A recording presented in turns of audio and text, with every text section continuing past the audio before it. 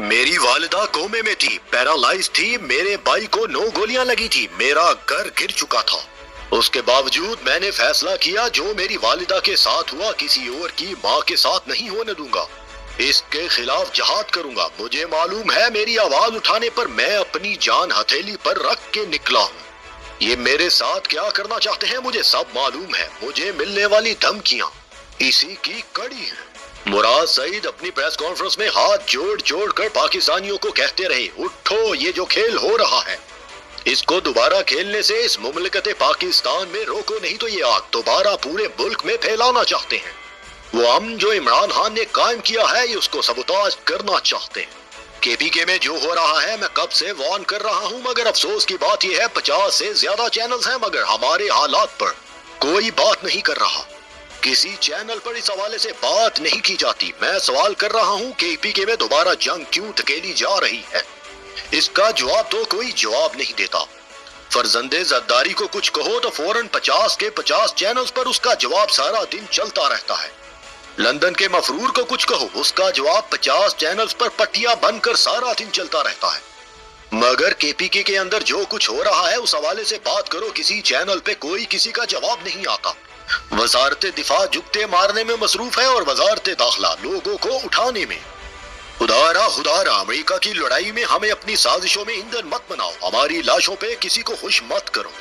عمران خان کو نکالنے کا واحد مقصد یہی تھا کہ امریکہ جو جنگ اور خون کی ہولی پاکستان میں دوبارہ کھیلنا چاہتا ہے وہ ایبسولوٹلی لاٹ کی وجہ سے ممکن نہیں ہو پا رہی تھی۔ اس کو ہٹا دیا گیا، تختہ الٹ دیا گیا تاکہ یہ جنگ دوبارہ پاکستان میں شروع کر کے خطے کا امن برباد کیا جا سکے، کسی کی اجارہ داری قائم رکھی جا سکے۔ اس کے لیے ان کو وہی لوگ چاہیے تھے جو پہلے بھی تھے۔ تم ڈرون مارتے جاؤ، ہم مذمت کرتے جائیں گے، ہم تمہاری جنگ لڑ سکتے ہیں، ہم تمہارے اعلی کار سہولت کار بن سکتے ہیں، بس تم ہمارے مفادات بچاؤ، ہم تمہارے مفادات بچائیں گے۔ مراد سعید نے کہا، میں نے 6 سوال کیے ہیں، مجھے بس ان کا جواب دے دیجئے۔ سوال کر رہا ہوں، ہو سکتا ہے کسی کا ضمیر جھنجھوڑ سکوں۔ پہلا سوال، کیا رجیم چینج آپریشن کے بعد کسی کی اجارہ داری قائم رکھنے کے لیے اڈے دینے کی کوئی بات ہوئی ہے؟ دوسرا سوال، کیا کسی کو ایئر سپیس استعمال کرنے کی اجازت دی جا چکی ہے؟ تیسرا سوال، افغانستان میں آپ کی امپورٹڈ حکومت کے جو مذاکرات ہوئے ہیں اس میں کیا بات ہوئی ہے؟ ہمارے مستقبل کے بارے میں کیا بات ہوئی ہے؟ افغانستان اور KPK کے بارڈر ساتھ لگتے ہیں، ہمیں بتایا جائے، ہمارے لیے وہاں پر کیا فیصلے کیے گئے ہیں؟ چوتھا سوال، فاٹا انضمام پر بیرونی طاقتیں بڑی پریشان تھی اور خلاف تھی، بڑی مشکل سے اس کو عمران خان کے دور میں سر انجام دیا گیا۔ کیا افغانستان میں انضمام کو دوبارہ واپس لینے کے حوالے سے کوئی بات ہوئی ہے؟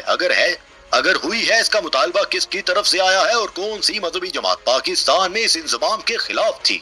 پانچواں سوال، بارڈر پر تو فینس لگ چکی ہے مگر اس کے باوجود وہاں پر سرگرمیاں ہو رہی ہیں، لوگ آ اور جا رہے ہیں، اس حوالے سے دیکھنے والا کون ہے؟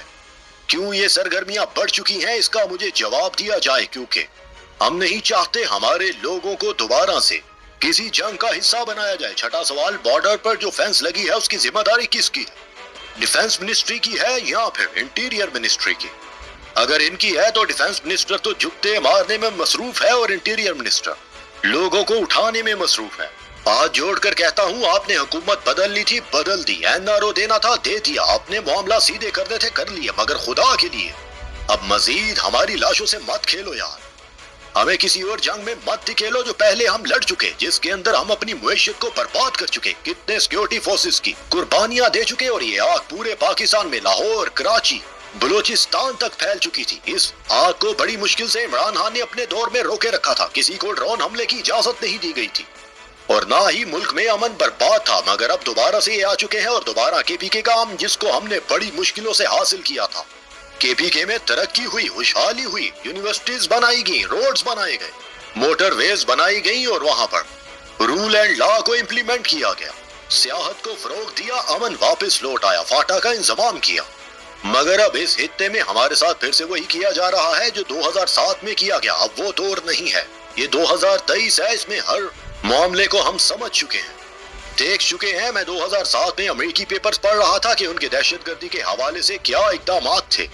میں نے امریکی سفارت خانے کے پیپر پڑھے تاکہ سمجھ سکوں اس وقت 2008 میں ہو کیا رہا تھا۔ اسفندیار علی خان اور ڈالرز کا قصہ لکھا ہوا ہے، افراسیاب خٹک کی امریکی سفیر سے ملاقات، کیا وعدے وعید ہوئے، سب پڑھ چکا ہوں۔ نواز شریف کی رائے ونڈ میں 3 گھنٹے ساگڈار کی موجودگی میں کس سے ملاقات ہوئی، یوسف رضا گیلانی اس وقت کیوں امریکیوں کے پاؤں میں پڑا ہوا تھا؟ ہم آپ کے ساتھ کمیٹڈ ہیں، آپریشن تیز کیجیے۔ ہم یہ سارا اسکرپٹ جانتے ہیں، یہ کیسے ہوا، کس نے کیا، کون تھا اس کے پیچھے۔ مگر اب سوات کی عوام جاگ چکی ہے، انہوں نے باہر نکل کے بتا دیا کہ اب وہ کھیل کھیلنا ممکن نہیں۔